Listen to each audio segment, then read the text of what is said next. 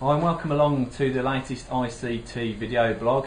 Dave Robson here again. I'm here with Lily once more. Hi. Apologies, it's been a few months since the last time we recorded, but onwards and upwards, and today we're going to have a quick overview of the subject of red flags for you.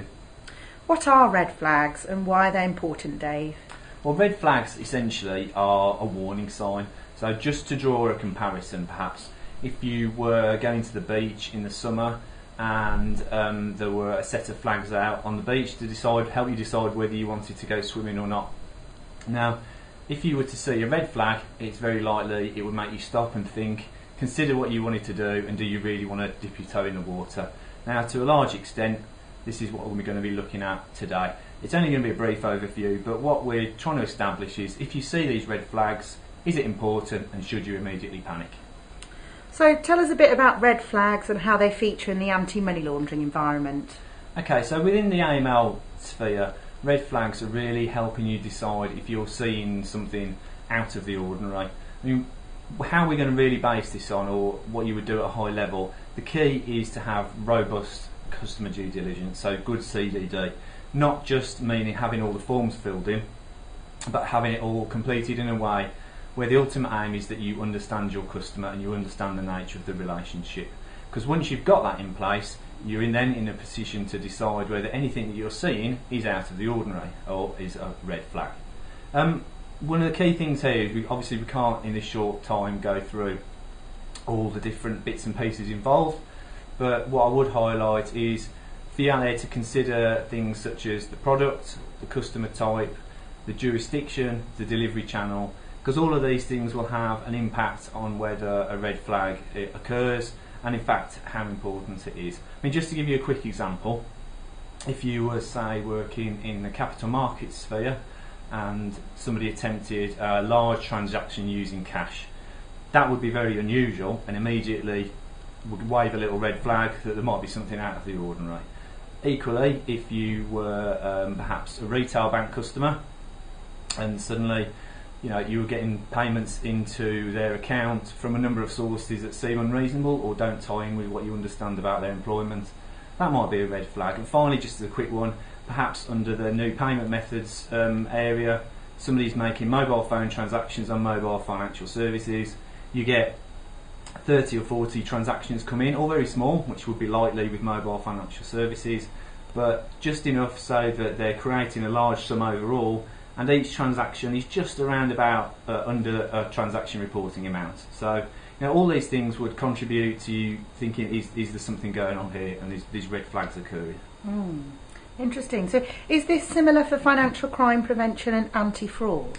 Well, it is quite similar, yes, and there's a slightly different take on it. Again, it's a massive area, so what we'll have a look at today really, just briefly, is red flags for internal fraud.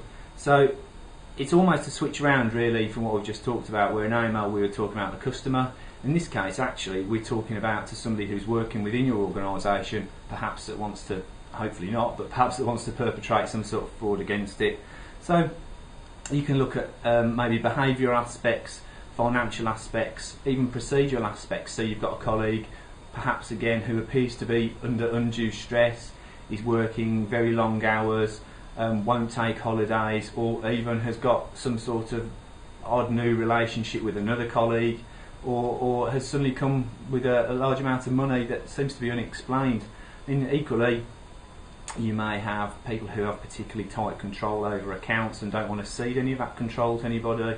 You might have new employees who take a particular interest in how procedures work that don't really seem to be in line with what they need to do. Essentially, all of these are again red flags.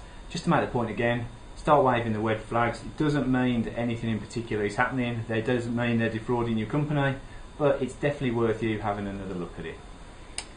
So it does seem there are some issues in common between the two areas. So can you just quickly summarise for us then, Dave? Yeah, well, essentially that's right. I mean, when we look across the area of red flags, again, it's just been a very quick look at it, and I would encourage you to go away and have a look at the sort of more definite flags for more definite areas, because there are plenty out there in the anti-money laundering sphere and the fraud and financial crime sphere, including ones that you'll find actually which we cover in our course materials. Key things really, are training and understanding. So make sure that you and your staff understand what red flags are and that you can recognise them. It's key that you have some good robust systems and controls in place, because these are the things that will help you identify them and also help you understand when something out of the ordinary is happening, and crucially how to respond to it. It doesn't necessarily mean that you've seen one red flag, so it's time to panic, it's Burning Madoff time and everything's going wrong. But what it might mean is that there are underlying issues either going on now or something that you could perhaps nip in the bud. So again, whilst it's not a guarantee that there's anything definite wrong going on, it's definitely worth having a further look. Brilliant. Really interesting stuff, Dave, as usual, and we hope our students find it useful. Thanks very much.